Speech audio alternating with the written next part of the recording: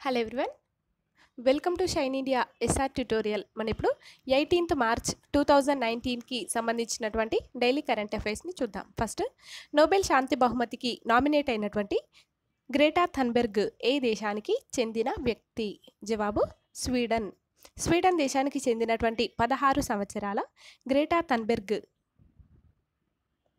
వీరు నోబెల్ శాంతి బహుమతికి నామినేట్ అయింది. ఈమె పర్యావరణ పరిరక్షణ కోసం చేస్తున్నటువంటి పోరాటానికి గాను నోబెల్ శాంతి బహుమతికి నామినేట్ అయింది.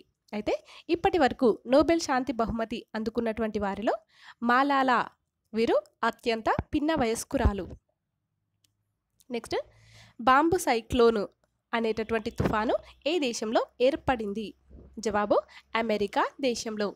అమెరికాలో బాంబు సైక్లోన్ అనేటటువంటి తుఫాను ఏర్పడింది. రాకీ పర్వతాల నుంచి భారీగా వస్తున్నటువంటి చలిగాలులు ఎక్కువగా ఉండడం వలన ఈ సైక్లోన్ ఏర్పడింది.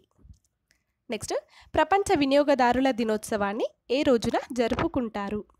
జవాబు మార్చి 15వ తేదీన. ప్రతి సంవత్సరం మార్చి 15వ తేదీన ప్రపంచ వినియోగదారుల దినోత్సవాన్ని జరుపుకుంటారు. అయితే దీని యొక్క థీమ్ ఏంటంటే ట్రస్టెడ్ స్మార్ట్ ప్రోడక్ట్స్. నెక్స్ట్, ఎన్ని కోట్ల రూపాయలతో అగ్రి మార్కెట్ మౌలిక సదుపాయాల నిధి కేంద్రాన్ని ప్రారంభించింది? జవాబు 2000 కోట్ల రూపాయలతో. గ్రామీణ వ్యవసాయ మార్కెట్ల క్రమబద్ధీకరించినటువంటి టోకు మార్కెట్ల అభివృద్ధి మరియు స్థాయి పెంపునకు గాను 2000 కోట్ల రూపాయలతో అగ్రి మార్కెట్ మౌలిక సదుపాయాల నిధి ఏర్పాటుకు కేంద్ర మంత్రివర్గం ఆమోదించింది.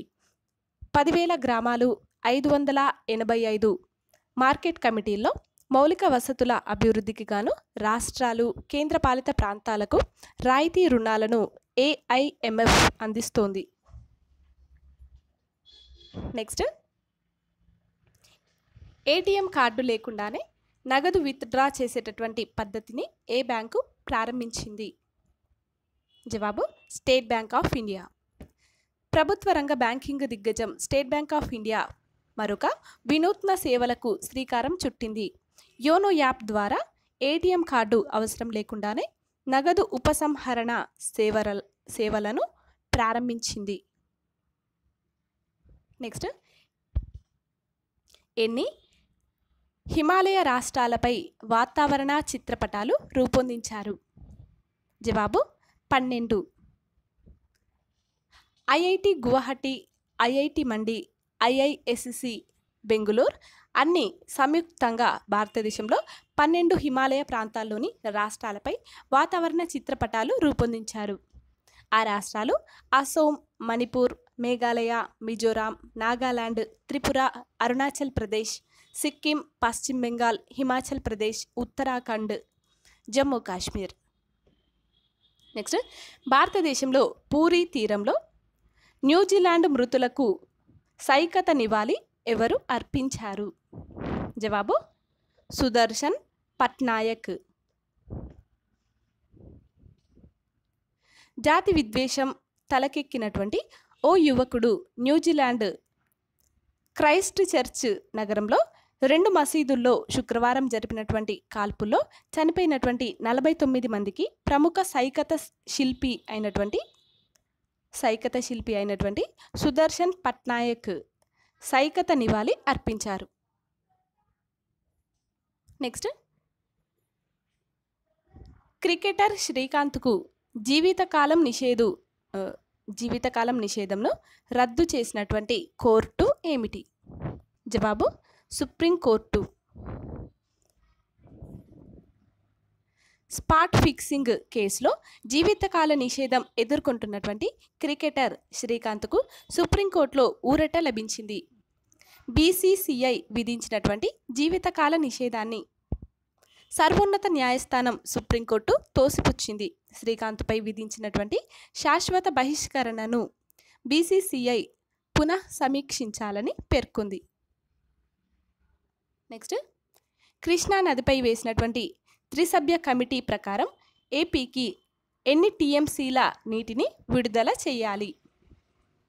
జవాబు 17.5 TMCల నీటిని. కృష్ణా నదిపై త్రిసభ్య కమిటీ ప్రకారం ఏపీకి 17.5 టీఎంసీలు, అదేవిధంగా తెలంగాణకు 29 టీఎంసీల నీటిని విడుదల చేయాలని నిర్ణయించారు. దీని ప్రకారం కృష్ణా నది యాజమాన్య బోర్డు చైర్మన్ అయినటువంటి ఆర్కే జైన్ శ్రీశైలం, నాగార్జున సాగర్ ప్రాజెక్టుల నుంచి నీటిని విడుదల చేశారు. నెక్స్ట్, సికింద్రాబాద్ డివిజన్లో మొట్టమొదటి మహిళా గార్డుగా ఎవరిని నియమించారు? జవాబు మాధవి. సికింద్రాబాద్ డివిజన్లో మొట్టమొదటి మహిళా గార్డుగా మాధవిని నియమించారు. ఈమె వరంగల్ అర్బన్ జిల్లా కాజీపేట రైల్వే డ్రైవర్ల కార్యాలయం కేంద్రంగా మాధవి విధులను నిర్వర్తిస్తున్నారు. ఫ్రెండ్స్, మీకు మా వీడియోస్ కనుక నచ్చినట్లయితే లైక్ చేయండి, షేర్ చేయండి. అలాగే మీ అభిప్రాయాలను మరియు విలువైనటువంటి సూచనలను మాకు కామెంట్ల రూపంలో తెలియజేయండి. అలాగే మా ఛానల్ని సబ్స్క్రైబ్ చేసుకోండి. Thanks for watching. Please like and share and subscribe.